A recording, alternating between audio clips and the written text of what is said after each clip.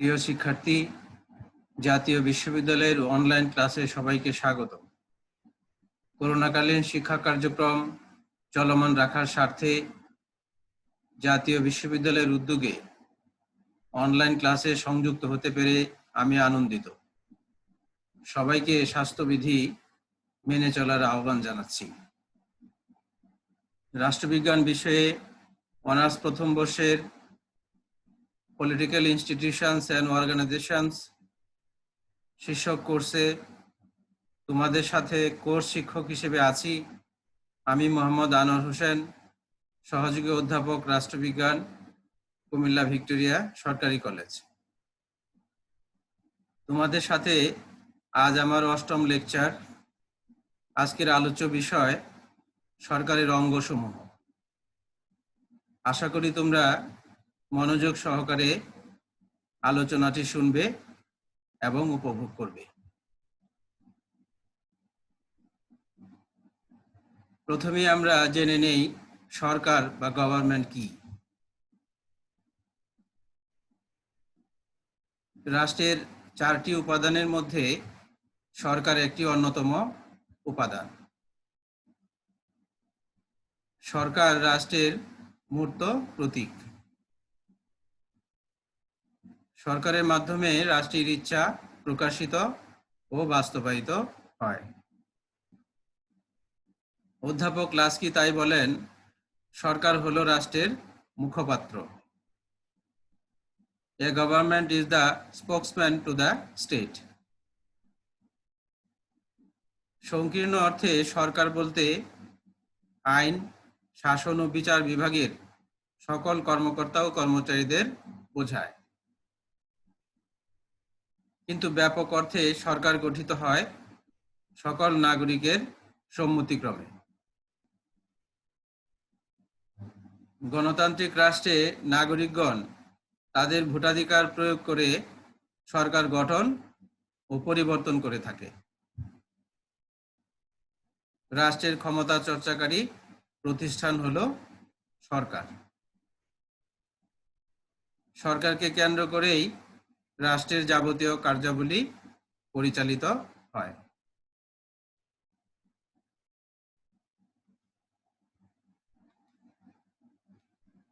আর রাষ্ট্র পরিচালনার দায়িত্বে নিয়োজিত সরকারের কাজগুলোকে আমরা প্রধানত 3 ভাগে ভাগ করতে পারি, যথা আইন প্রণয়ন, রুল মেকিং,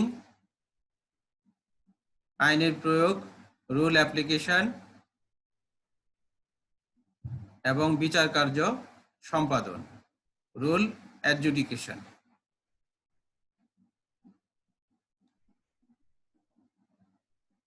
সরকারের এ সকল কাজ পরিচালনার জন্য 3টি অঙ্গ বা বিভাগ রয়েছে, যথা আইন বিভাগ, শাসন বিভাগ ও বিচার বিভাগ।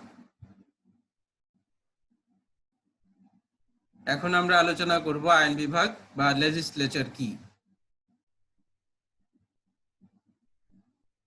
রাষ্ট্রের শাসন কার্য পরিচালনার জন্য সরকারের যে বিভাগ, নতুন আইন প্রণয়ন, প্রচলিত আইন পরিবর্তন, সংশোধন এবং বাতিল করে, তাকে আইন বিভাগ বলে।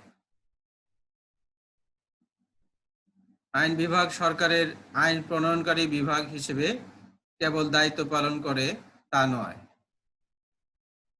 বরং সরকারের নির্বাহী এবং বিচার সংক্রান্ত কাজেও ভূমিকা রাখে।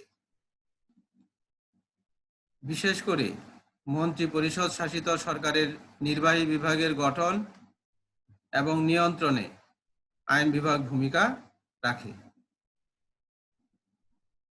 আইন বিভাগ একটি প্রতিনিধিত্বশীল সংস্থা। পৃথিবীর অধিকাংশ আইন বিভাগই জনগণের নির্বাচিত প্রতিনিধিদের নিয়ে গঠিত হয়। এই প্রতিনিধিত্বশীল সংস্থাটি কর ধার্য অর্থ ব্যয়ের দিক দেখাশোনা করে,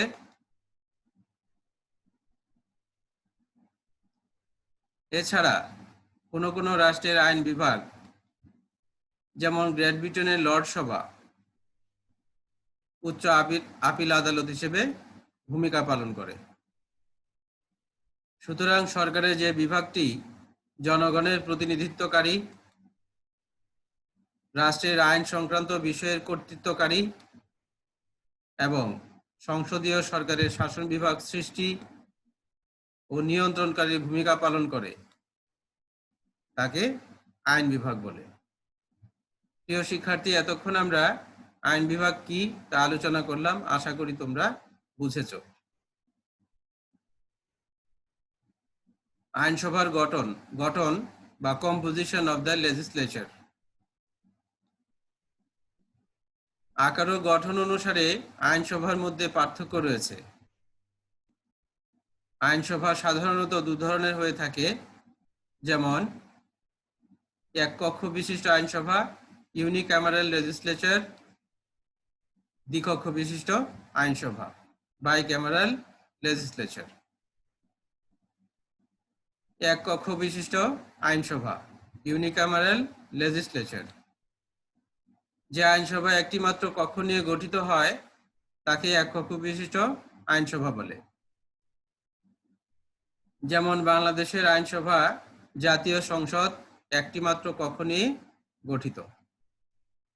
এক কক্ষ বিশিষ্ট আইনসভার সদস্যগণ সর্বজনীন প্রাপ্তবয়স্কের ভোটাধিকারের ভিত্তিতে নির্বাচিত হওয়ায় তা জনগণের সার্বভৌমত্বের প্রতিনিধিত্ব করতে পারে। বাংলাদেশ ছাড়াও নেপাল, চীন, ডেনমার্ক, রোমানিয়া, তুরস্ক, সুইডেন, আফগানিস্তান, গ্রিস প্রভৃতি দেশে এক কক্ষ বিশিষ্ট আইনসভা রয়েছে। দ্বিকক্ষ বিশিষ্ট আইনসভা বাইক্যামারাল লেজিসলেচার। যে আইনসভা দুটি কক্ষ নিয়ে গঠিত হয় তাকে দ্বিকক্ষ বিশিষ্ট আইনসভা বলে। দ্বিকক্ষ বিশিষ্ট আইনসভার প্রথম কক্ষ বা ফার্স্ট চেম্বারকে নিম্ন কক্ষ বা লয়ার হাউস এবং দ্বিতীয় কক্ষ বা সেকেন্ড চেম্বারকে উচ্চ কক্ষ বা আপার হাউস বলে। যুক্তরাজ্য, যুক্তরাষ্ট্র, Bharat, Canada, France, Russia, Germany, Japan প্রভৃতি দেশে দ্বিকক্ষ বিশিষ্ট আইনসভা রয়েছে।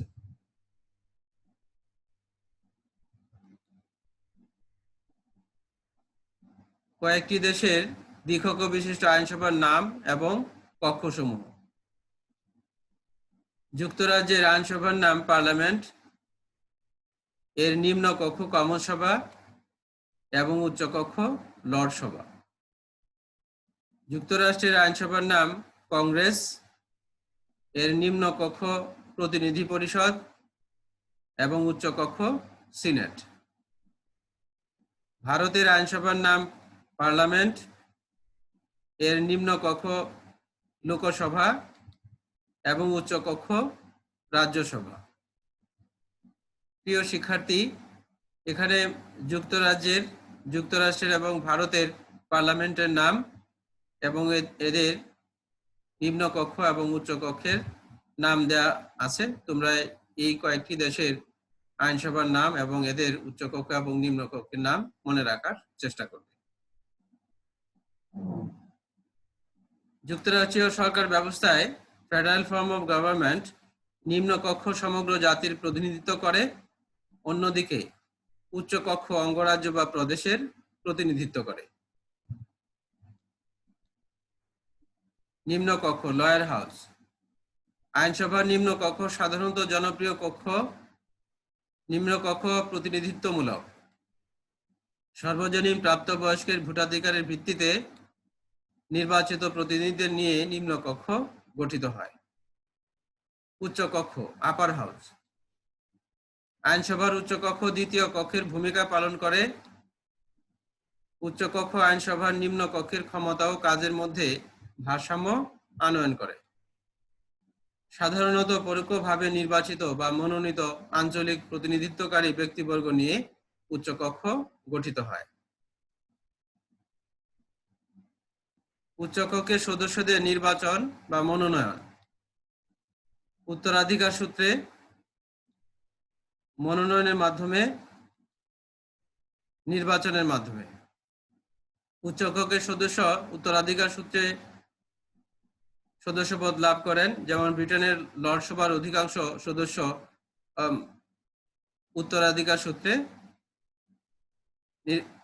উত্তরাধিকার সূত্রে ক্ষমতা লাভ করেন। মনোনয়নের মাধ্যমে কোন দেশে মনোনয়নের মাধ্যমেও আইনসভার উচ্চকক্ষের সদস্য মনোনীত হয়ে থাকেন। নির্বাচনের মাধ্যমে নির্বাচন দুই প্রকার হয়, প্রত্যক্ষ নির্বাচন এবং পরোক্ষ নির্বাচন। যেমন মার্কিন যুক্তরাষ্ট্রের কংগ্রেসের উচ্চকক্ষ সিনেটের সদস্যগণ সরাসরি ভোটে বা প্রত্যক্ষ নির্বাচনে নির্বাচিত হন। অন্যদিকে ভারত, ফ্রান্সের উচ্চকক্ষের সদস্যরা পার্লামেন্টের মাধ্যমে পরোক্ষভাবে নির্বাচিত হন। প্রিয় শিক্ষার্থী, এখন আমরা আলোচনা করব আইনসভার ক্ষমতা ও কার্যাবলী নিয়ে। Power and functions of the legislature. আইন সংক্রান্ত কাজ। আইনসভার প্রথম কাজ হচ্ছে আইন সংক্রান্ত কাজ, অর্থাৎ আইনসভা সমাজের প্রয়োজনে নতুন নতুন আইন প্রণয়ন করে। পাশাপাশি আইনসভা পুরনো আইনের সংশোধন বা রদবদল করে থাকে। আলোচনা সংক্রান্ত কাজ। আইনসভার একটি গুরুত্বপূর্ণ কাজ হচ্ছে আলোচনা সংক্রান্ত কাজ, অর্থাৎ আইনসভার সদস্যরা আইনসভায় জাতীয় এবং আন্তর্জাতিক বিষয় নিয়ে আলাপ আলোচনা বা আলোচনা করে থাকেন। শাসন সংক্রান্ত কাজ। আইনসভা কিছু কিছু শাসন সংক্রান্ত কাজও করে থাকে, যেমন অনেক সময় উচ্চপদস্থ কর্মকর্তা কর্মচারী নিয়োগ এবং বিদেশের সাথে সন্ধি স্থাপনের ক্ষেত্রে আইনসভার অনুমোদন প্রয়োজন হয়। শাসন বিভাগ গঠন সম্পর্কিত কাজ। বিশেষ করে সংসদীয় সরকার ব্যবস্থায় শাসন বিভাগ গঠিত হয় আইন বিভাগের সংখ্যাগরিষ্ঠ দলের সদস্যদের নিয়ে, এবং আইন পরিষদের সদস্যরাই মন্ত্রী পরিষদেও আসন গ্রহণ করেন। শাসন বিভাগ নিয়ন্ত্রণ সংক্রান্ত কাজ।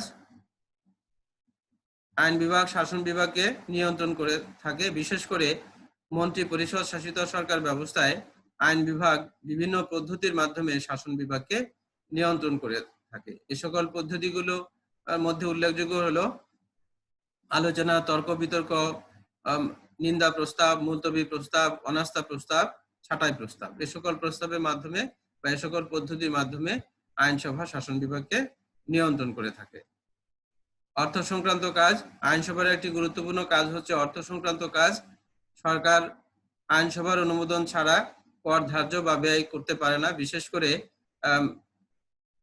আর্থিক বাজেট বা অর্থ বছরের যে বাজেট, সেই বাজেট আইনসভা কর্তৃক অবশ্যই পাস হতে হয়। সুতরাং অর্থ সংক্রান্ত গুরুত্বপূর্ণ কাজ আইনসভার। বিচার সংক্রান্ত কাজ। আইনসভা কিছু কিছু ক্ষেত্রে বিচার সংক্রান্ত কাজও করে থাকে। আইনসভার সদস্যদের অসদাচরণের বিচার করে থাকে আইনসভা। তাছাড়া কোন দেশে আইনসভা রাষ্ট্রপতি বা উপরাষ্ট্রপতিদের বিরুদ্ধে ইমপিচমেন্টের বিচার কার্য সম্পাদন করে থাকে। সংবিধান সংক্রান্ত কাজ। আইনসভার সংবিধান সংক্রান্ত কাজ গুরুত্বপূর্ণ কাজ। আইনসভা অনেক ক্ষেত্রে সংবিধান প্রণয়ন করে। তাছাড়া আইনসভা সংবিধান সংশোধনের কাজও করে থাকে। নির্বাচন সংক্রান্ত কাজ। আইনসভার কিছু কিছু নির্বাচন সংক্রান্ত কাজও রয়েছে, যেমন সংসদীয় পদ্ধতির সরকার ব্যবস্থায় রাষ্ট্রপতি আইনসভা কর্তৃক নির্বাচিত হয়ে থাকেন। সংযোগ সাধন সংক্রান্ত কাজ। আইনসভার সদস্যরা যেহেতু জনপ্রতিনিধি, সুতরাং এই জনপ্রতিনিধি হিসেবে তারা জনগণের সাথে সংযোগ সাধন করে থাকেন। তথ্য সরবরাহমূলক কাজ। আইনসভায় অনেক সময় অধিবেশন চলাকালীন বিরোধী দল মন্ত্রীদের উদ্দেশ্য করে নানা প্রশ্ন করেন এবং মন্ত্রীরা সেই প্রশ্নের উত্তর তথ্যভিত্তিক উত্তর দিয়ে থাকেন। এভাবে আইনসভা তথ্য সরবরাহ করে থাকে। জনমত গঠন সংক্রান্ত কাজ।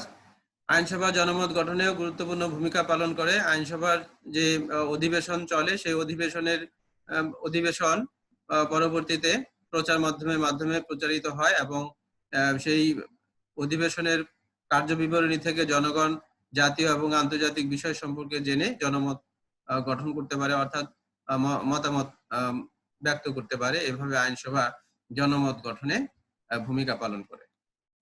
সমালোচনামূলক কাজ।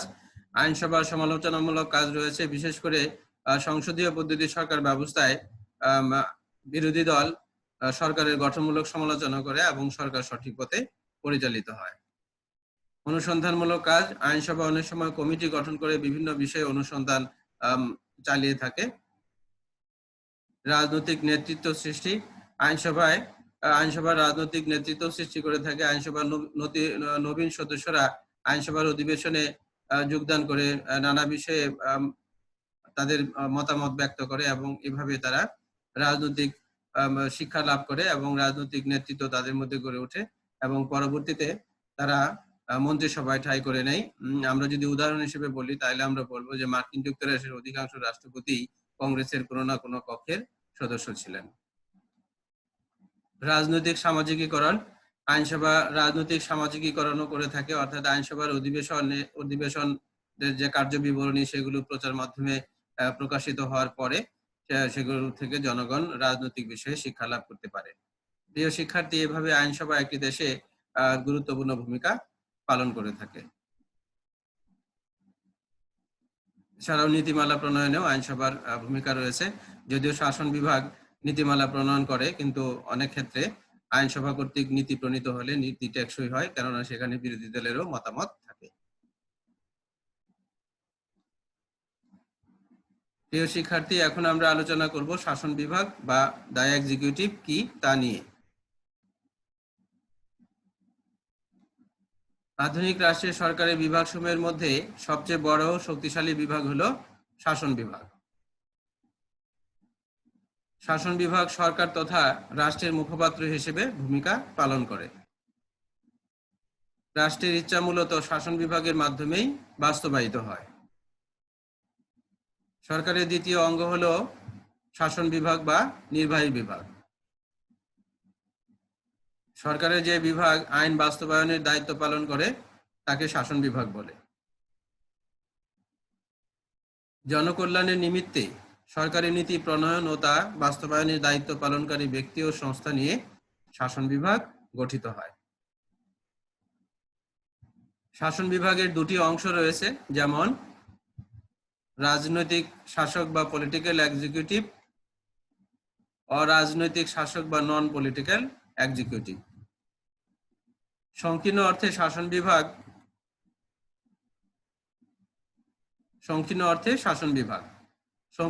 শাসন বিভাগ বলতে কেবল রাজনৈতিক নির্বাহী অর্থাৎ রাষ্ট্রপ্রধান ও তার মন্ত্রী পরিষদকেই বোঝানো হয়ে থাকে। ব্যাপক অর্থে শাসন বিভাগ বলতে রাষ্ট্রপ্রধান থেকে শুরু করে প্রশাসনিক কাজে নিয়োজিত সাধারণ কর্মচারী পর্যন্ত সকলকে বোঝায়, অর্থাৎ ব্রাহ্ম চৌকিদার হতে শুরু করে রাষ্ট্রপ্রধান পর্যন্ত সকলকে নিয়ে শাসন বিভাগ গঠিত হয়।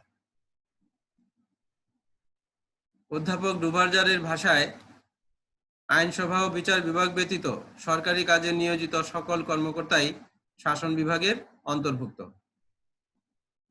অধ্যাপক ম্যাকাইভার বলেন, শাসন বিভাগ হলো শাসন ব্যবস্থার নীতি ও কার্যক্রম নির্ধারণে নিয়োজিত শীর্ষস্থানীয় ব্যক্তি বা ব্যক্তিবর্গ।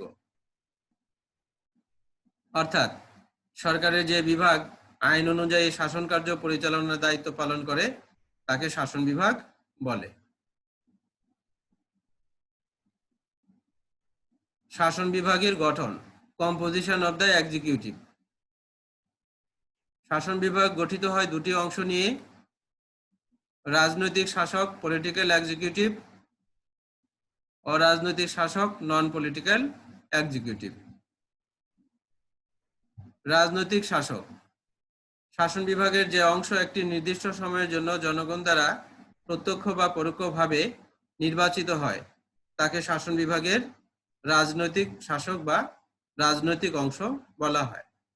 যেমন বাংলাদেশের রাষ্ট্রপতি ও প্রধানমন্ত্রী 5 বছরের জন্য নির্বাচিত হন, আবার যুক্তরাষ্ট্রের প্রেসিডেন্ট 4 বছরের জন্য নির্বাচিত হন।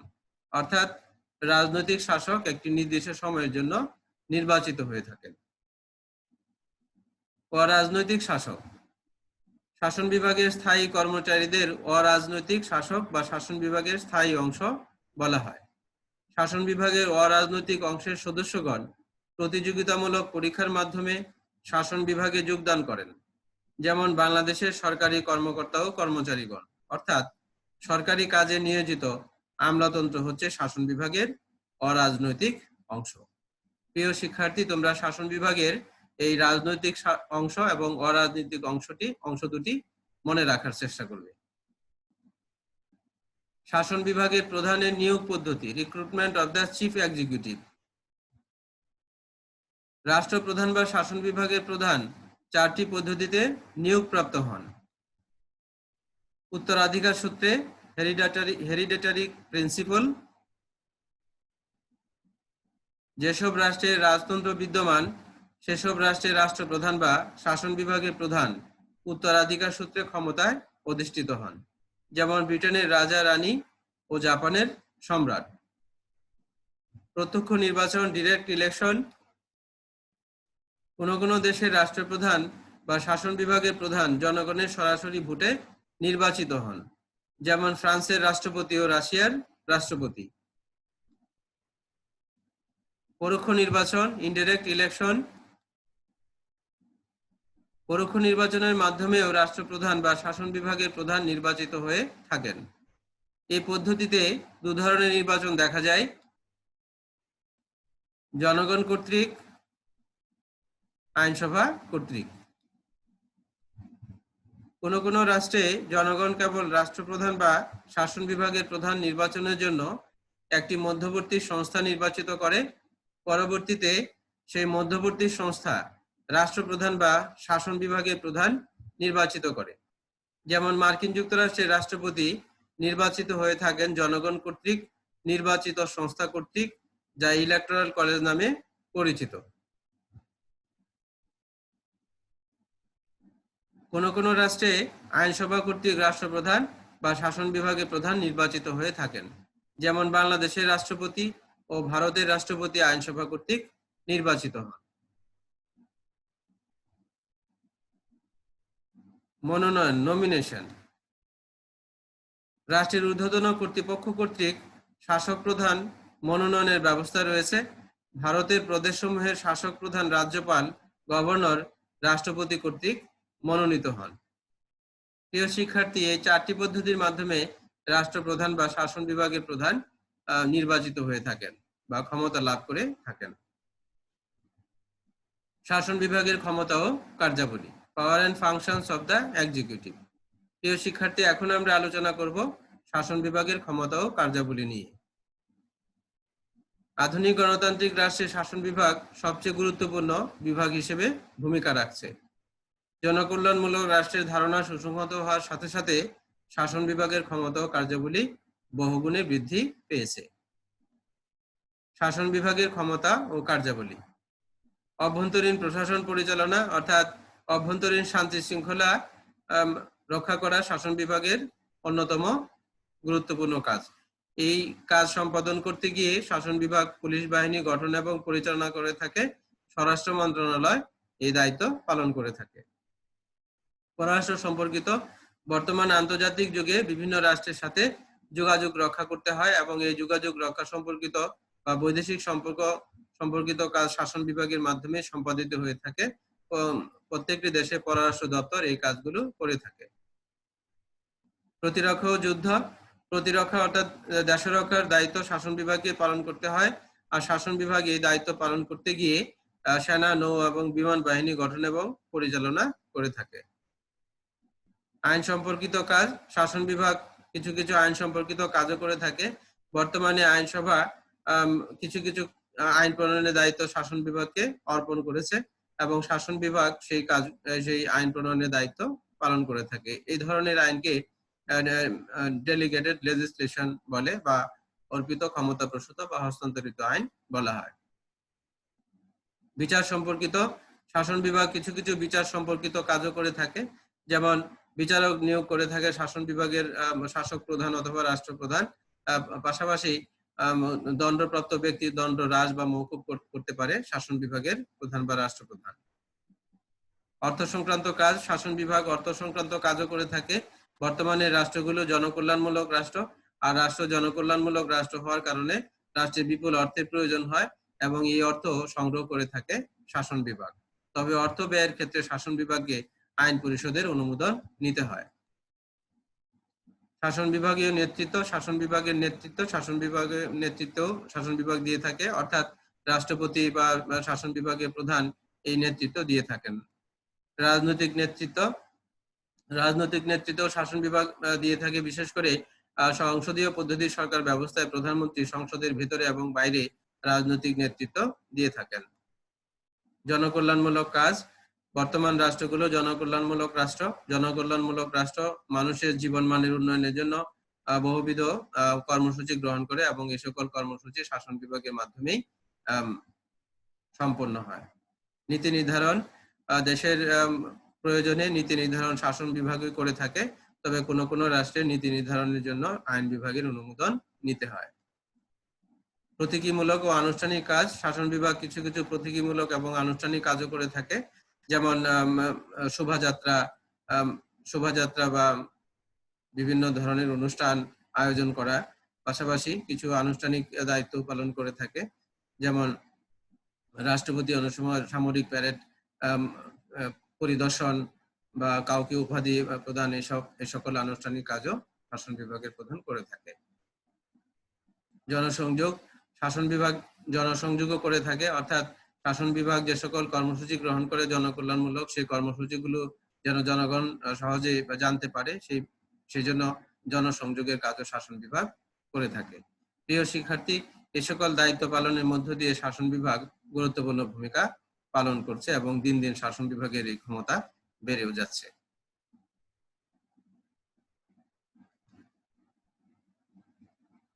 এখন আমরা আলোচনা করব আইনসভার ক্ষমতা হ্রাস ও শাসন বিভাগের ক্ষমতা বৃদ্ধির কারণ নিয়ে। বর্তমানে আইনসভার ক্ষমতা হ্রাস পেয়েছে এবং শাসন বিভাগের ক্ষমতা বৃদ্ধি পেয়েছে। প্রফেসর বার্কার এর মতে, if the function of the legislature due to the growth of the cabinet system is the criterion of the 19th century, the growth of the power of the executive is the criterion of the 20th century. আইনসভার ক্ষমতা হ্রাস ও শাসন বিভাগের ক্ষমতা বৃদ্ধির কারণ: জনকল্যাণমূলক কাজের প্রসার। বর্তমানে জনকল্যাণমূলক কাজের প্রসারের কারণে আইনসভার ক্ষমতা হ্রাস পেয়েছে এবং এই সকল ক্ষমতা শাসন বিভাগেই যেহেতু এই সকল কাজ করে থাকে, সেজন্য শাসন বিভাগের ক্ষমতা বৃদ্ধি পেয়েছে। জরুরি অবস্থা ও সংকটকালীন সময়। জরুরি অবস্থা এবং সংকটকালীন সময় সাধারণত শাসন বিভাগই মুখ্য ভূমিকা পালন করে থাকে, এই জন্য শাসন বিভাগের ক্ষমতা বৃদ্ধি পেয়েছে। দলীয় ব্যবস্থার কঠোরতার কারণে, বিশেষ করে সংসদীয় পদ্ধতির সরকার ব্যবস্থায় দলীয় ব্যবস্থার কঠোরতার কারণে আইনসভার ক্ষমতা হ্রাস পেয়েছে এবং শাসন বিভাগের ক্ষমতা বৃদ্ধি পেয়েছে। অর্পিত ক্ষমতাপ্রসূত আইন। অর্পিত ক্ষমতাপ্রসূত আইনও আইন বিভাগের ক্ষমতা হ্রাস করেছে এবং শাসন বিভাগের ক্ষমতা বৃদ্ধি পেয়েছে। বর্তমানে আইনসভার কর্মপরিধি বেড়ে যাওয়ার কারণে অথবা টেকনিক্যাল কারণে আইন প্রণয়নের কিছু কিছু ক্ষমতা শাসন বিভাগকে অর্পণ করেছে এবং শাসন বিভাগ তখন আইন প্রণয়ন করে। এই সকল আইনকে ডেলিগেটেড লেজিসলেশন বা অর্পিত ক্ষমতাপ্রসূত আইন বলে। চাপ সৃষ্টিকারী গোষ্ঠীর প্রভাব। বর্তমানে চাপ সৃষ্টিকারী যে গোষ্ঠীর প্রভাব রয়েছে সেগুলো শাসন বিভাগে মোকাবেলা করে থাকে। গণসংযোগের অভাব অর্থাৎ আইনসভার গণসংযোগের অভাব লক্ষ্য করা যায়। বর্তমানে শাসন বিভাগের কর্তা ব্যক্তিরাই বেশিরভাগ গণসংযোগ করে থাকেন। আইনসভার সদস্যদের টেকনিক্যাল জ্ঞানের অভাব। অনেক ক্ষেত্রে দেখা যায় যে আইনের খুঁটিনাটি বিষয় সম্পর্কে আইনসভার সদস্যদের জ্ঞানের অভাব রয়েছে, আর এই সুযোগ নিয়ে শাসন বিভাগ ওই আইন প্রণয়নের দায়িত্ব পালন করে থাকে। আইনসভা ভেঙে দেওয়ার ক্ষমতা। দেখা যাচ্ছে যে শাসন বিভাগের শীর্ষ ব্যক্তি অথবা রাষ্ট্রপ্রধান বা শাসন বিভাগের প্রধান আইনসভা ভেঙে দিতে পারেন। সেই ক্ষেত্রে দেখা যায় যে আইনসভার তুলনায় শাসন বিভাগের ক্ষমতা বৃদ্ধি পেয়েছে। অধ্যাদেশ জারির ক্ষমতা। পৃথিবীর প্রায় সব দেশেই শাসন বিভাগ অধ্যাদেশ জারির মাধ্যমে আইন প্রণয়ন করে থাকে। এই অধ্যাদেশ জারি সাধারণত শাসন বিভাগের শীর্ষ ব্যক্তিদের বা রাষ্ট্রপতি বা রাষ্ট্রপ্রধান কর্তৃক অধ্যাদেশ জারি করা হয়ে থাকে। আইন প্রণয়নের জটিলতা। অনেক সময় আইন প্রণয়নের জটিলতাও দেখা দেয় এবং সেই জটিলতার ক্ষেত্রে শাসন বিভাগই মুখ্য ভূমিকা পালন করে। সক্ষম নেতৃত্ব। সাধারণত আইনসভার তুলনায় শাসন বিভাগের কর্তা ব্যক্তি বা শাসন বিভাগের যারা শীর্ষ ব্যক্তি থাকেন তারাই সক্ষম নেতৃত্ব দিয়ে থাকেন জাতিকে, সেজন্য শাসন বিভাগের ক্ষমতা বৃদ্ধি পাচ্ছে। সংসদীয় ব্যবস্থার দুর্বলতা। অনেক ক্ষেত্রে দেখা যায় দলীয় কুন্দল অথবা অন্যান্য কারণে সংসদীয় ব্যবস্থা খুব একটা সফল হয় না অনেক দেশে, যার সেই সুযোগ নিয়ে শাসন বিভাগই গুরুত্বপূর্ণ ভূমিকা বা শাসন বিভাগের ক্ষমতা সেই অর্থে বেড়ে যায়। প্রিয় শিক্ষার্থী, এই সকল কারণে বর্তমানে শাসন বিভাগের ক্ষমতা বৃদ্ধি পাচ্ছে এবং আইন বিভাগের ক্ষমতা হ্রাস পাচ্ছে, অর্থাৎ শাসন বিভাগ অধিকাংশ ক্ষেত্রেই গুরুত্বপূর্ণ ভূমিকা পালন করছে। বিচার বিভাগ, দ্য জুডিশিয়ারি। প্রিয় শিক্ষার্থী, আমাদের আজকের আলোচনার সর্বশেষ আলোচনা বিচার বিভাগ। আমরা এখন বিচার বিভাগ নিয়ে আলোচনা করব। আধুনিক রাষ্ট্রে সরকারের বিভাগসমূহের মধ্যে সর্বাপেক্ষা মর্যাদাপূর্ণ বিভাগ হলো বিচার বিভাগ। বিচার বিভাগ নাগরিকদের গণতান্ত্রিক অধিকার ও স্বাধীনতা রক্ষার অতন্ত্র প্রহরী। লর্ড রাইস বলেন, বিচার বিভাগের দক্ষতাই সরকারের গুণাগুণ বিচারের প্রধান মানদণ্ড।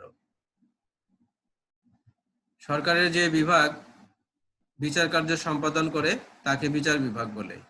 অন্যভাবে বলা যায়, যে বিভাগ সমাজে ন্যায় বিচার প্রতিষ্ঠার জন্য দেশের প্রচলিত আইন ও নিয়ম কানুন দ্বারা বিচার কার্য পরিচালনা করে তাকে বিচার বিভাগ বলে।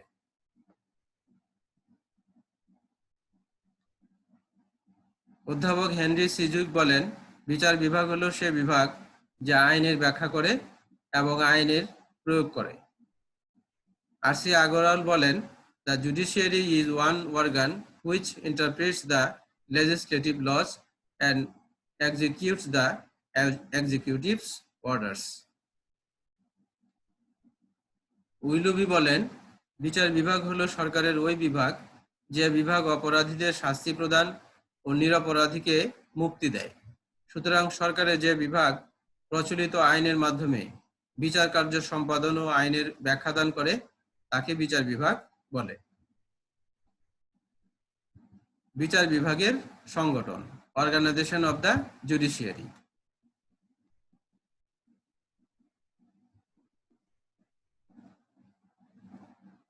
বিচার বিভাগ 3 স্তরের আদালত নিয়ে গঠিত হয়। নিম্ন স্তরের আদালত, অর্থাৎ বিচার বিভাগের সর্বনিম্ন স্তরে থাকে নিম্ন স্তরের আদালত। নিম্ন স্তরের আদালতে ফৌজদারি আদালত এবং দেওয়ানি আদালত, অর্থাৎ অপরাধ সংক্রান্ত মামলার বিচার করা হয় ফৌজদারি আদালতে, আর মানুষের অধিকার বা সম্পত্তি সংক্রান্ত মামলার বিচার করা হয় দেওয়ানি আদালতে। মধ্যম স্তরের আদালত, অপেক্ষাকৃত বড় ধরনের ফৌজদারি এবং দেওয়ানি মামলার বিচার মধ্যম স্তরের আদালতে হয়। পাশাপাশি নিম্ন স্তরের আদালত থেকে যে রায় আসে সেই রায়ের আপিলও মধ্যম স্তরের আদালতে সম্পন্ন করা হয়। উচ্চ আদালত, উচ্চ আদালত দেশের সর্বোচ্চ আদালত হিসেবে গণ্য হয়। উচ্চ আদালত নিম্ন আদালতের বিষয়গুলো তদারক করে বা কার্যকলাপ বা নির্দেশনা দিয়ে থাকে। পাশাপাশি আমরা দেখব যে মধ্যম স্তরের আদালত থেকে যে রায়গুলো হয় সেই রায়ের আপিল উচ্চ আদালতে হয়। পাশাপাশি রাষ্ট্রের গুরুত্বপূর্ণ বিষয় ও উচ্চ মূল্যের যে মামলাগুলো আছে সেই মামলা কার্য পরিচালনা উচ্চ আদালতে হয়ে থাকে। পাশাপাশি আমরা দেখব যে উচ্চ আদালত সংবিধান সংক্রান্ত বিরোধের নিষ্পত্তি করে থাকে, সংবিধানের ব্যাখ্যা করে থাকে। পাশাপাশি শাসন বিভাগকে উচ্চ আদালত পরামর্শ দিয়ে থাকে। এভাবে বিচার বিভাগ সংগঠিত হয়, অর্থাৎ নিম্ন স্তরের আদালত, মধ্যম স্তরের আদালত এবং উচ্চ স্তরের আদালত নিয়ে বিচার বিভাগ গঠিত হয়। বিচারক নিয়োগের পদ্ধতি, মেথডস অফ অ্যাপয়েন্টমেন্ট অফ জাজেস।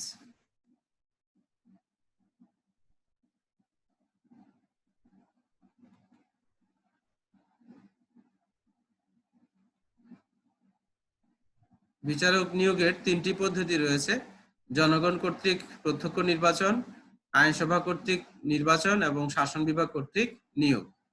জনগণ কর্তৃক প্রত্যক্ষ নির্বাচন, কোনো কোনো দেশে জনগণ সরাসরি বিচারক নিয়োগ করে থাকে, যেমন মার্কিন যুক্তরাষ্ট্রে কয়েকটি অঙ্গরাজ্যে এবং নিউজিল্যান্ডের কয়েকটি ক্যান্টনে এই পদ্ধতির মাধ্যমে বিচারক নিয়োগ করা হয়। কিন্তু জনগণ কর্তৃক বিচারক নিয়োগের পদ্ধতিকে সমালোচনা করা হয়। আইনসভা কর্তৃক নির্বাচন, আইনসভা কর্তৃক কোনো কোনো দেশে আইনসভা কর্তৃকও বিচারক নিয়োগ হয়ে থাকে, বিশেষ করে মার্কিন যুক্তরাষ্ট্রের কয়েকটি অঙ্গরাজ্যে এবং সুইজারল্যান্ডের যুক্তরাষ্ট্রীয় আদালতের বিচারকরা আইনসভা কর্তৃক নির্বাচিত হয়। আইনসভা কর্তৃক বিচারক নিয়োগের ক্ষেত্রেও সমালোচনা রয়েছে। তৃতীয় পদ্ধতি হচ্ছে শাসন বিভাগ কর্তৃক বিচারক নিয়োগ। শাসন বিভাগ কর্তৃক বিচারক নিয়োগের পদ্ধতি সবচেয়ে গ্রহণযোগ্য পদ্ধতি এবং পৃথিবীর প্রায় সব দেশেই শাসন বিভাগ কর্তৃক বিচারক নিয়োগ হয়ে থাকে। অর্থাৎ শাসন বিভাগের শীর্ষ কর্তা ব্যক্তি অথবা শাসন বিভাগের প্রধান বা রাষ্ট্রপ্রধান কর্তৃক বিচারক নিয়োগ হয়ে থাকে। প্রিয় শিক্ষার্থী, তোমরা বিচারক নিয়োগের এই তিনটি পদ্ধতির কথা মনে রাখবে। বিচার বিভাগের ক্ষমতা ও কার্যাবলী। এখন আমরা আলোচনা করব বিচার বিভাগের ক্ষমতা এবং কার্যাবলী নিয়ে। Powers and functions of the judiciary. বিচার সংক্রান্ত কাজ। বিচার বিভাগের প্রথম কাজ হচ্ছে বিচার সংক্রান্ত, অর্থাৎ দেশের আইন অনুসারে বিচার কার্য সম্পাদন করা বিচার বিভাগের প্রধান কাজ। আইনের ব্যাখ্যা। বিচার বিভাগ আইনের অস্পষ্টতা দূর করার জন্য আইনের ব্যাখ্যা দিয়ে থাকে এবং আইনের ব্যাখ্যা দিয়ে আইনের অস্পষ্টতা দূর করে। আইন প্রণয়ন। কোনো ক্ষেত্রে বিচার বিভাগ আইনও প্রণয়ন করে থাকে। প্রচলিত আইনের মাধ্যমে বিচার কার্য সম্পাদন করতে ব্যর্থ হলে বিচারকগণ নিজেদের প্রজ্ঞা বিচার বুদ্ধি কাজে লাগিয়ে রায় প্রদান করেন এবং সেগুলো পরবর্তীতে আইনের মর্যাদা লাভ করে। এই ধরনের আইনকে জাজমেন্ট ল বলা হয়। সংবিধানের ব্যাখ্যা ও প্রাধান্য রক্ষা সংক্রান্ত কাজ। বিচার বিভাগের একটি গুরুত্বপূর্ণ কাজ হচ্ছে সংবিধানের ব্যাখ্যা ও প্রাধান্য রক্ষা সংক্রান্ত কাজ। শাসন বিভাগকে পরামর্শ দেন। বিচার বিভাগ অনেক সময় শাসন বিভাগকে পরামর্শ দিয়ে থাকে, বিশেষ করে রাষ্ট্রপতি বা রাষ্ট্রপ্রধান দেশের রাজনৈতিক কোনো বিষয়ে বা অন্য কোনো বিষয়ে পরামর্শ চাইলে বিচার বিভাগ পরামর্শ দিয়ে থাকে। মৌলিক অধিকার সংরক্ষণ। বিচার বিভাগের অন্যতম গুরুত্বপূর্ণ কাজ হচ্ছে বা ক্ষমতা হচ্ছে জনগণের মৌলিক অধিকার সংরক্ষণ। বিভিন্ন পদ্ধতির মাধ্যমে বিচার বিভাগে মৌলিক অধিকার সংরক্ষণ করে থাকে। বিভিন্ন ধরনের রিট রয়েছে, সেই রিটগুলোর মাধ্যমে, যেমন হেভিয়াস কর্পাস, ম্যান্ডামাস, কোয়ারেন্টো, ইনজাংশন, এই সকল রিটের মাধ্যমে বিচার বিভাগ জনগণের মৌলিক অধিকার সংরক্ষণ করে থাকে। রাজনৈতিক প্রতিষ্ঠানসমূহের মধ্যে বিরোধ নিষ্পত্তি। রাজনৈতিক প্রতিষ্ঠানসমূহের মধ্যে যদি কোনো কারণে বিরোধ সৃষ্টি হয় তাহলে বিচার বিভাগ সেই বিরোধের নিষ্পত্তি করে থাকে। বিশেষ করে যুক্তরাষ্ট্রীয় সরকার ব্যবস্থায় কেন্দ্রীয় সরকার এবং আঞ্চলিক সরকারের মধ্যে যদি কোনো বিষয়ে বিরোধ সৃষ্টি হয়, সেই বিরোধের মীমাংসা বিচার বিভাগ করে থাকে। অনুসন্ধানমূলক কাজ। বিচার বিভাগ অনুসন্ধানমূলক কাজও করে থাকে। অনেক ক্ষেত্রেই বিচার বিভাগকে অনুসন্ধানমূলক কমিটি গঠনের মাধ্যমে বিচার বিভাগকে তদন্ত করে যে কোনো বিষয়ের যে সঠিক তথ্য জানার জন্য অনুসন্ধানের দায়িত্ব দেওয়া হয়। সুতরাং অনুসন্ধানমূলক কাজও বিচার বিভাগের অন্যতম কাজ। বিচার বিভাগীয় পদ্ধতি কার্যকর সংক্রান্ত, অর্থাৎ বিচার বিভাগ কিভাবে পরিচালিত হবে সেই বিষয়ে যে কার্য পদ্ধতি, সেই পদ্ধতি বিচার বিভাগ নির্ধারণ করে থাকে। শাসন সংক্রান্ত কাজ। বিচার বিভাগ কোনো ক্ষেত্রে শাসন সংক্রান্ত কাজও করে থাকে। প্রিয় শিক্ষার্থী, এ সকল কার্যাবলী সম্পাদনের মাধ্যমে বিচার বিভাগ সমাজে ন্যায় প্রতিষ্ঠা এবং অপরাধীদের শাস্তি এবং নিরপরাধীদের মুক্তি দিয়ে থাকে। এখন আমরা আলোচনা করব বিচার বিভাগের স্বাধীনতা, ইন্ডিপেন্ডেন্স অফ দ্য জুডিশিয়ারি।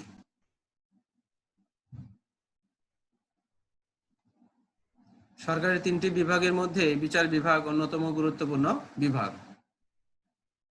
জনগণের জীবন, সম্পত্তি, সম্মান ও অধিকার রক্ষার জন্য তাই বিচার বিভাগের স্বাধীনতা অপরিহার্য।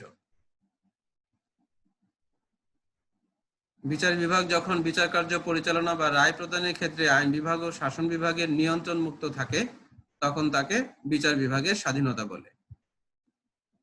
কোনো ব্যক্তি, শ্রেণী বা সংস্থা বিচারকদের উপর অন্যায় প্রভাব খাটাতে বা তাদের কাজে হস্তক্ষেপ করতে পারবে না। অধ্যাপক সিজুইক বলেন, সম্পূর্ণরূপে প্রভাবমুক্ত ও স্বাধীন থেকে ন্যায়পরায়ণতা ও সামাজিক বাস্তবতা অনুসারে নিরপেক্ষতার নীতি অনুযায়ী বিচার কার্য সম্পন্ন করাকেই বিচার বিভাগের স্বাধীনতা বলে। হ্যামিল্টনের মতে অন্যান্য বিভাগের হস্তক্ষেপ বা নিয়ন্ত্রণ মুক্ত থেকে স্বাধীন এবং নিরপেক্ষভাবে বিচারের রায় প্রদান করতে পারার নামই হচ্ছে বিচার বিভাগের স্বাধীনতা। সরকারের কাজের উৎকর্ষতা পরিমাপের শ্রেষ্ঠ মানদণ্ড হলো বিচার বিভাগের কর্মদক্ষতা।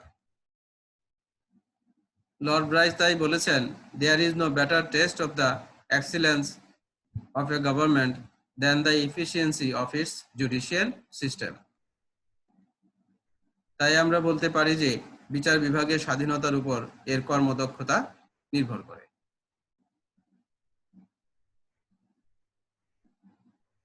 এখন আমরা আলোচনা করব বিচার বিভাগের স্বাধীনতা রক্ষার উপায়। Safeguards of the independence of judiciary. বিচারকের যোগ্যতা। দক্ষ, যোগ্য, অভিজ্ঞ বিচারকের উপর বিচার বিভাগের স্বাধীনতা নির্ভর করে। কারণ দক্ষ এবং যোগ্য বিচারক সুষ্ঠু বিচার কার্য সম্পাদন করতে সক্ষম। বিচারকের নিয়োগ পদ্ধতি। বিচারকের নিয়োগ পদ্ধতি উত্তম হলে বিচার বিভাগের স্বাধীনতা রক্ষা করা সম্ভব। বিশেষ করে বিচারকগণ যদি শাসন বিভাগ কর্তৃক নিয়োগপ্রাপ্ত হয়ে হন তাহলে বিচার বিভাগের স্বাধীনতা রক্ষা করা যায়। চাকরির স্থায়িত্ব। বিচারকদের চাকরির স্থায়িত্ব বিচার বিভাগের স্বাধীনতা রক্ষার অন্যতম উপায়। বিচারকরা যদি একটি নির্দিষ্ট সময় পর্যন্ত অথবা তাদের চাকরি যদি স্থায়ী হয় তাহলে তারা সুষ্ঠুভাবে বিচার কার্য সম্পাদন করতে পারে। বিচারকদের অপসারণ। বিচারকদের অপসারণ পদ্ধতিও বিচার বিভাগের স্বাধীনতা রক্ষার অন্যতম উপায়। অর্থাৎ অপসারণ পদ্ধতি যেন সুন্দর হয়, অর্থাৎ অপসারণ পদ্ধতি যেন এত সহজ না হয়, অর্থাৎ বিচারকরা যেন আইন বিভাগের বা যথেষ্ট একটা ভালো পদ্ধতির মাধ্যমে যেন অপসারণের ব্যবস্থা থাকে। বিচারকদের বেতন ও ভাতা। বিচারকদের যেন পর্যাপ্ত বেতন এবং ভাতা দেওয়া হয়। বিচারকদের যদি পর্যাপ্ত বেতন এবং ভাতা দেওয়া হয় তাহলে বিচারকরা স্বাচ্ছন্দ্য জীবন যাপন করতে পারে এবং সুষ্ঠু বিচার কার্য সম্পাদন করতে সক্ষম হয়। বিচার বিভাগের স্বতন্ত্রীকরণ, অর্থাৎ আইন বিভাগ এবং শাসন বিভাগ থেকে বিচার বিভাগ যদি পৃথক থাকে তাহলে বিচার বিভাগের স্বাধীনতা রক্ষা করা সম্ভব। পদোন্নতি, অর্থাৎ বিচারকদের পদোন্নতির ব্যবস্থা থাকা দরকার। চাকরিতে যদি পদোন্নতি থাকে তাহলে বিচারকরা তাদের সন্তুষ্টি থাকে চাকরির ক্ষেত্রে এবং তারা সুষ্ঠু বিচার কার্য সম্পাদন করতে পারে। বিচারকদের দৃষ্টিভঙ্গি। বিচারকদের দৃষ্টিভঙ্গি ও বিচার বিভাগের স্বাধীনতা রক্ষার উপায়। অর্থাৎ বিচারকদের দৃষ্টিভঙ্গি যদি জনহিতকর হয় তাহলে বিচার বিভাগের স্বাধীনতা রক্ষা করা সম্ভব। বিচারকদের সামাজিক মর্যাদা। বিচারকদের সামাজিক মর্যাদা যদি ভালো থাকে তাহলে বিচার কার্য সম্পাদনে তারা মনোনিবেশ করতে পারে। বিচারকদের নিরাপত্তা, অর্থাৎ বিচারকদের নিরাপত্তার ব্যবস্থা থাকতে হবে। বিচারকরা যদি নিরাপদ থাকেন অথবা তাদের নিরাপত্তার যদি পর্যাপ্ত ব্যবস্থা থাকে তাহলে তারা সুষ্ঠুভাবে বিচার কার্য সম্পাদন করতে সক্ষম হবেন। অবসরকালীন সুযোগ সুবিধা। বিচারকদের অবসরকালীন যদি পর্যাপ্ত সুযোগ সুবিধা দেওয়া হয় তাহলেও বিচার কার্য সুষ্ঠুভাবে সম্পাদনে তারা মনোনিবেশ করতে পারবে। অর্থাৎ বিচারকদের অবসরকালীন পর্যাপ্ত সুযোগ সুবিধার ব্যবস্থা থাকতে হবে। জনগণ ও রাজনীতিবিদদের আগ্রহ। সর্বোপরি বিচার বিভাগের স্বাধীনতা রক্ষার জন্য জনগণ এবং রাজনীতিবিদদের আগ্রহ থাকতে হবে। অর্থাৎ জনগণ এবং রাজনীতিবিদরা যদি আগ্রহ প্রকাশ করেন তাহলে বিচার বিভাগের স্বাধীনতা রক্ষা করা সম্ভব। অর্থাৎ বিচার বিভাগের স্বাধীনতা রক্ষা যে উপায়গুলো রয়েছে এর মধ্যে জনগণ এবং রাজনীতিবিদদের আগ্রহ একটি অন্যতম উপায়। প্রিয় শিক্ষার্থী, এ সকল ব্যবস্থা যদি কোনো দেশের বিচার ব্যবস্থায় থাকে তাহলে বিচারকরা আইন বিভাগ, শাসন বিভাগ বা আইন বিভাগ, শাসন বিভাগ বা অন্য কোনো প্রভাবশালী মহলের প্রভাব থেকে মুক্ত থেকে স্বাধীনভাবে বিচার কার্য সম্পাদন করতে পারে এবং বিচার বিভাগের স্বাধীনতা রক্ষা করা সম্ভব হয়। প্রিয় শিক্ষার্থী, আজ আমরা আলোচনা করলাম আইন বিভাগ, শাসন বিভাগ এবং বিচার বিভাগ নিয়ে। আশা করি তোমরা আজকের আলোচনার মাধ্যমে উপকৃত হবে। তোমাদের আজকের আলোচনার উপর রেফারেন্স বই রয়েছে, তোমরা এই বইগুলো অনুসরণ করবে, তাহলে আজকের আলোচনার বিষয়টি আরো ভালো বুঝতে পারবে। প্রিয় শিক্ষার্থী, তোমরা সবাই ভালো থেকো, নিরাপদে থেকো, এই আশাবাদ ব্যক্ত করে আজকের আলোচনা শেষ করছি। ধন্যবাদ সকলকে।